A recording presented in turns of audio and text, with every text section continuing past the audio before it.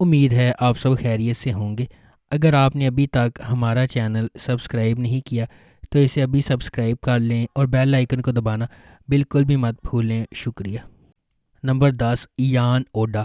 سیوگی ارسوئے ایک مشہور T V presenter جس کا کریئر زوال کا شکار ہے، اچانک ملک کے معروف تاجروں میں سے ایک فکرت الابے سے شادی کر لیتی ہے۔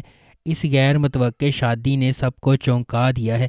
سیوگی اور فکرت دونوں کی ماضی میں ناخوشگوار شادیاں ہوئی ہیں۔ وہ اب اپنے دوسرے مواقع کو زندہ رکھنا چاہتے ہیں، لیکن یہ آسان نہیں ہوگا۔ ان کی شادی کا مطلب ہے کہ ان کے بہت مختلف خاندان اکٹھے ہوں گے۔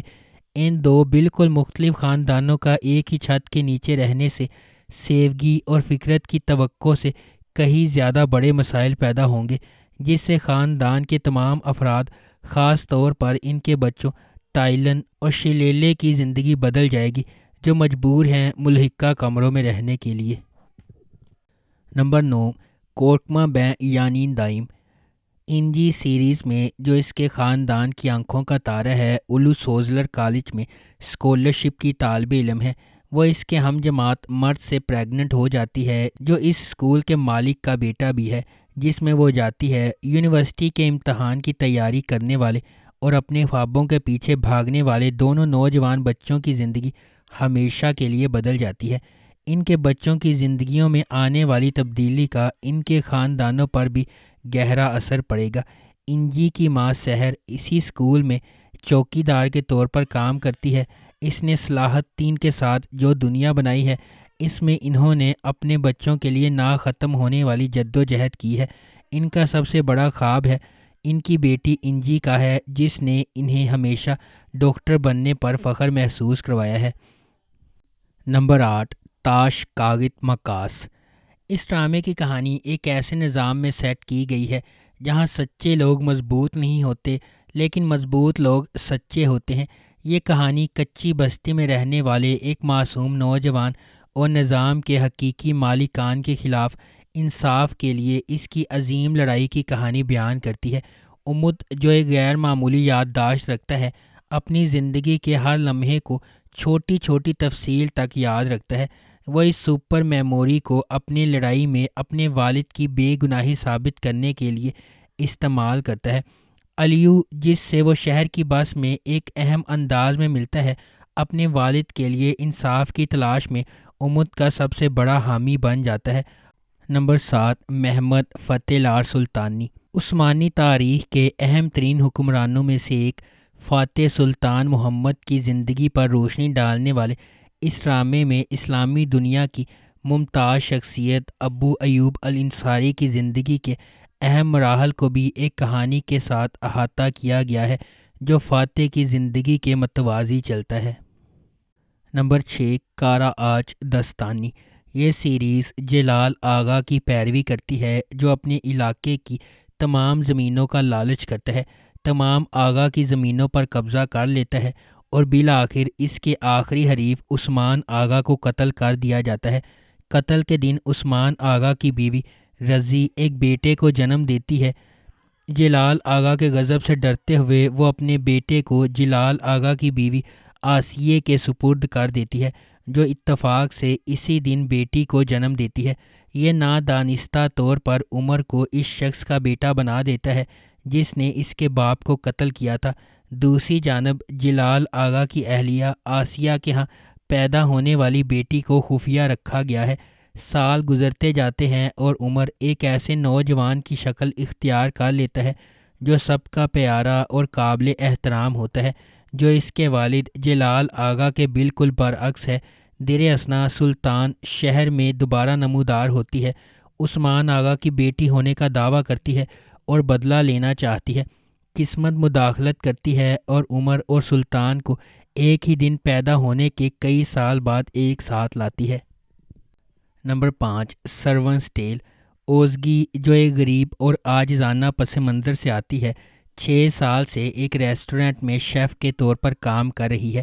وہ ترکی کے سب سے امیر اور سب سے زیادہ قائم خاندانوں میں سے ایک گریالی خاندان کے وارث اریاد گریالی سے ملتی ہے اور اس کی محبت میں گرفتار ہو جاتی ہے اور ان کی شادی ہو جاتی ہے۔ جیسے ہی اوزگی حویلی میں داخل ہوتی ہے جہاں اراد کا خاندان دلہن کے طور پر رہتا ہے، وہ اچانک محبت کی کہانی کے بجائے سازشوں کی دنیا میں غرق ہو جاتی ہے۔ اس کے شوہر کے ماضی کے غصے کے پھٹنے، اوزگی کی بہن بہیجے کے دولت کے عزائم اور اراد کی مشکوک طور پر فوت ہونے والی بیوی جالے کا دیرپا سایہ اوزگی کے مشکل سفر کو مزید پیچیدہ بنا دیتا ہے۔ نمبر 4، بہار۔ بہار 20 سال پہلے میڈیکل سکول سے گریجویشن کرتی ہے، لیکن اس نے میڈیسن میں کریئر بنانے کے بجائے گھریلو خاتون بننے کا انتخاب کیا۔ اس کی شادی کامیاب سرجن تیمور یاووزولو سے ہوئی ہے اور اس نے اپنی زندگی اپنے شوہر اور بچوں کے لیے وقف کر رکھی ہے۔ بظاہر خوش نظر آنے والا یاووزولو خاندان بہار کی بیماری سے ہل گیا ہے۔ بہار کے ڈاکٹر ایورن اسے بچانے کے لیے پرعزم ہیں اور کہتے ہیں کہ اس کا واحد حل جگر کی پیوند کاری ہے۔ خاندان میں واحد ہم آہنگ جگر تیمور کا ہے۔ یاووزولو خاندان کے لیے، جن کا ایک بڑی حد سے تجربہ کیا جاتا ہے، کچھ بھی دوبارہ ویسا نہیں ہوگا۔ Number 3، Braid. برائڈ مکمل طور پر مختلف جہانوں کے دو لوگوں کی زندگیوں کی کہانی ہے۔ ہانجر جو ایک طرف اپنے پیاروں کے لیے اپنے خوابوں کو ترک کر دیتی ہے اور دوسری طرف جہان جس کی آنکھوں میں آگ ہے۔ ہانجر جسے اپنی تیز نگاہوں سے اپنا نام ملتا ہے کو ایک ایسی پیشکش کا سامنا کرنا پڑتا ہے جو اس کی زندگی کو بدل دے گی۔ اس حقیقت کا فائدہ اٹھاتے ہوئے کہ ہانجر غریب ہے اور اس کا ایک خاندان ہے جو پریشانی کا باعث نہیں بنے گا، مقدر دیویلیولو اسے اپنے بیٹے سے شادی کرنے اور ایک بیٹے کو جنم دینے کی پیشکش کرتی ہے۔ ہانجر جو اپنی زندگی کی محبت تلاش کرنے اور خوشگوار ازدواجی زندگی گزارنے کے خواب دیکھتی ہے، پہلے اس پیشکش کو ٹھکرا دیتی ہے، لیکن جب اسے معلوم ہوتا ہے کہ اس کے بھائی کو ایک مہلک بیماری ہے تو وہ اس پیشکش کو قبول کرنے پر مجبور ہو جاتی ہے۔ نمبر 2، یرین یوکموشگبی۔ مقبول اور کامیاب اداکارہ منولیا کی تجربہ کار صحافی ہاکان سے انٹرویو کے لیے ملاقات ان دونوں کی زندگیوں کو بدل دیتی ہے۔ مختصر وقت میں وہ ایک ساتھ گزارتے ہیں، وہ راز بتاتے ہیں جو انہوں نے کبھی کسی اور کے ساتھ شیئر نہیں کیے، ان کے ماضی کے تعلقات اور ان تعلقات میں ناکامیاں۔ جیسے جیسے منولیا اور ہاکان محبت، نفرت، رشتوں، جنس، حسد اور زمانے کی روح پر گفتگو کرتے ہوئے قریب تر ہوتے جاتے ہیں، وہ ایماندارانہ اور کھلی بات چیت قائم کرنے کے طریقے تلاش کرتے ہیں، صرف یہ سمجھنے کے لیے کہ یہ اتنا آسان نہیں جتنا لگتا ہے۔ نمبر 1، پال گرینز۔ اعظم جو اپنی بیوی اور 2 بچوں کے ساتھ خوشگوار زندگی گزار رہا ہے، ایک ادب کا استاد ہے جو اپنے طالب علموں کو پسند کرتا ہے۔ اس کی زندگی ایک ہی رات میں مکمل طور پر بدل جاتی ہے جب وہ اپنی بیوی کو قتل کرنے کے جرم میں جیل جاتا ہے۔ تاہم حقیقت کچھ اور ہے۔ اس کی چھوٹی بیٹی غلطی سے اپنی ماں کی موت کا سبب بنتی ہے اور اعظم اس کی حفاظت کے لیے ذمہ داری قبول کرتا ہے۔ اعظم جس نے 4 دیواری کے درمیان کئی سال گزارے ہیں، جیل سے باہر آنے پر اس کا ایک ہی مقصد ہے، اپنے بچوں کو ڈھونڈنا اور ان کے ساتھ کھانے کی میز پر دوبارہ بیٹھنا، لیکن یہ بالکل آسان نہیں ہوگا۔